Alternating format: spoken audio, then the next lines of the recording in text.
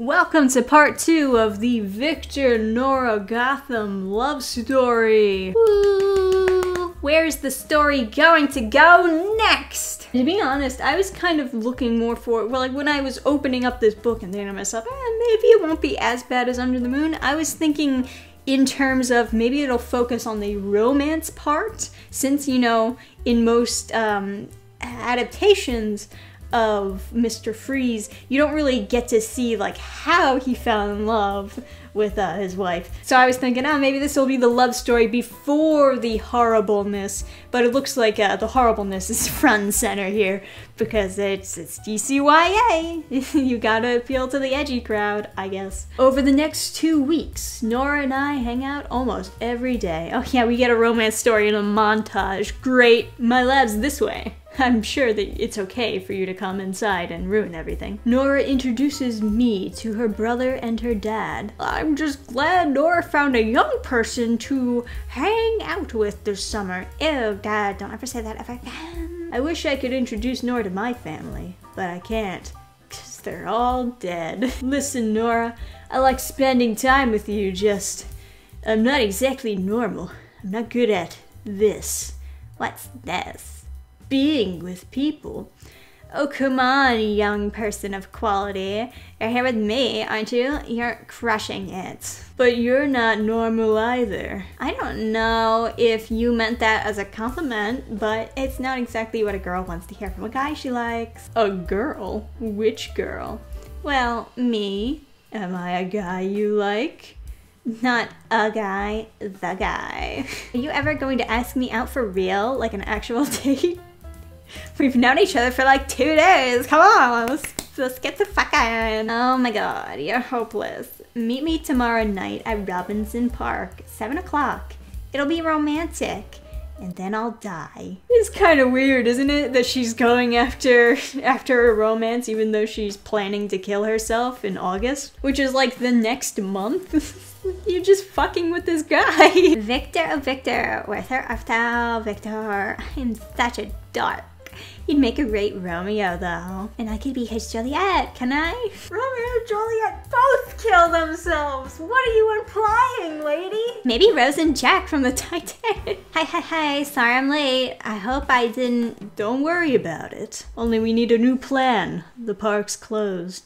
Dude, come on. But the sign. This makes the rule-following part of me very uncomfortable. Stop just blatantly saying how the characters feel! I want to see Gotham Bridge in the moonlight. I want to stand on it, sway on it, everything. I'm positive that's not a good idea, swaying on a suspension bridge. You don't like swaying? I'm fine with swaying, just not on suspension bridges. Do you realize what a fuddy-duddy you're being? This is the only life we get. It's our duty to enjoy it. Enjoy it, yes. Put ourselves at risk? No. Screw risk, screw danger. I refuse to say no to anything. Maybe it's the night air. Maybe it's the view. It's totally illogical. I've known her for less than a minute, but I find myself talking about Otto. Like really talking. He wasn't just my big brother. He was my role model. Isn't that cheesy? A little.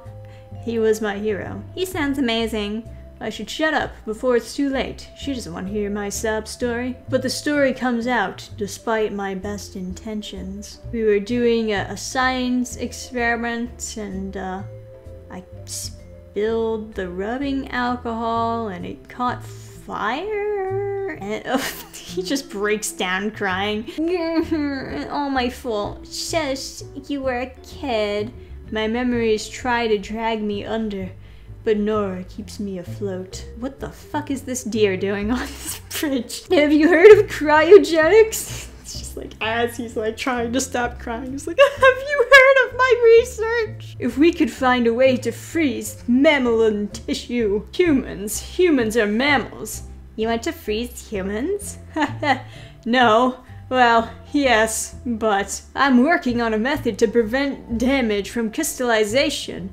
You don't want minuscule shards of ice puncturing the cells, obviously. Shards of ice, bad. Crystallization, good. Ha! No! Crystallization bad! You're so dumb. God, I love you. The whole world's waiting out there, just waiting. Limitless, infinite.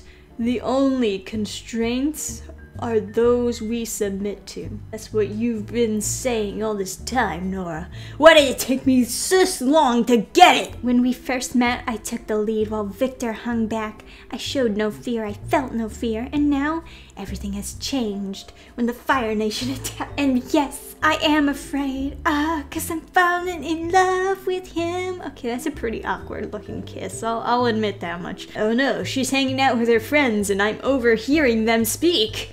This changes everything. Victor? Shit. Oh, Nora, hi. What do we have here? Victor, is it? And you know Nora? How? We still need to go on a supply run for tonight.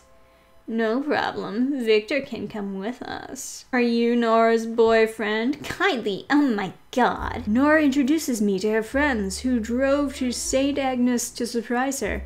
She wasn't expecting them, I'm pretty sure. I'm confused. You didn't know Nora was spending the summer here? No, which is bananas. We're her best friends. Come over tomorrow. They'll be gone, I promise. So is he not going to think about how weird it is that she left these friends without telling them where she would be? Not gonna think that's a little bit suspicious, maybe? That they seem like good friends and it seems a little bit weird that she would just leave without telling them. The girl who's always hot. Oh fuck, we're getting steamy now. They're talking about going to a museum. It's super boring dialogue. I'm just hot. It's really hot, and that makes it hard to think. Plus, Julian, I'm still mad at you for telling Kylie where I was. Victor's coming over later. He's taking me to see his lab again. Victor, yay! Julian, can I talk to your sister for a minute? Sweetheart, I like Victor very much. Glad to hear it. I do too. You've been spending a lot of time with them. Yep. Do you think that's wise, Nora? I just wonder if it's a good idea letting Victor get attached. He's already attached, and I am too. To him. Yes, but you can't keep us from seeing each other. That escalated quickly. I'll be 17 in less than a month.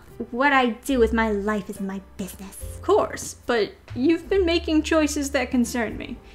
Kylie and the others didn't seem aware of your illness. How much do they know? How much does Victor know? Enough to know that he likes me. Lying is the best way to start a relationship, Dad. You just don't understand. You want the boyfriend experience before it's too late?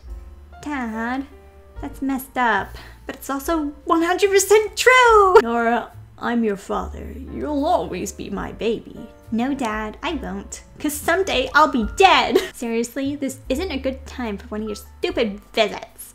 I really wish that we didn't have this, this crow character to represent her death. 'Cause, like, I don't like the crow.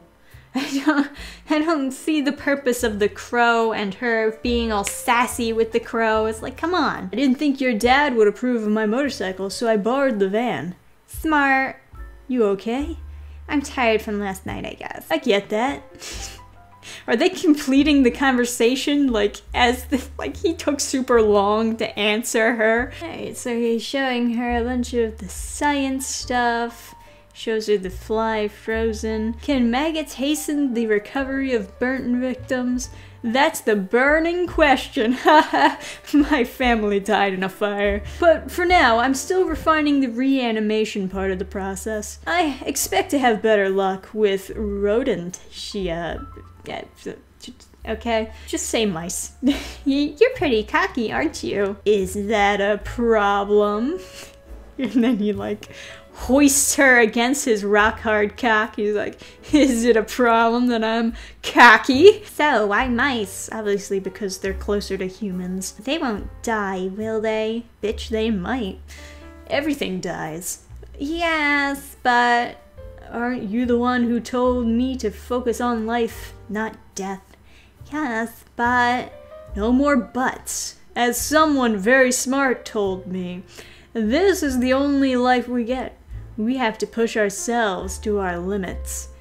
I've never felt this alive, never. And it's because of you, Nora. push away. I can't. I don't. Are you okay? My head hurts. Could we maybe go outside? Alright, we're outside. Do you want me to get you ibuprofen? An ice pack? Honestly, I'm fine. I get lightheaded sometimes.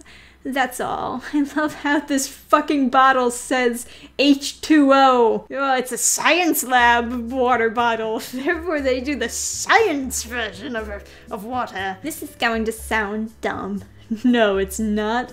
'Cause everything you say sounds dumb. But I have to get it out, Victor. I really shouldn't fall in love with you. What? Of course you should! It's the best idea ever! Too late for me to keep from falling in love with you. I already have. The girl who sometimes cries. It's like every girl? Okay. Dad and Jillian are at the museum sleeping. They won't be back until noon tomorrow.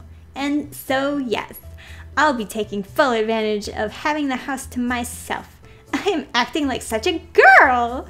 Myself plus Victor, obviously. I'm cooking dinner for him. Chicken strips dipped in egg and coated with crushed up potato chips. Yum. I even have wine. In case it's not obvious, I'm a virgin, okay? Victor, hi! But everything changes tonight if all goes well. He does the fucking my lady. He's gonna get some pussy tonight, that's for sure. I was going for Gallant.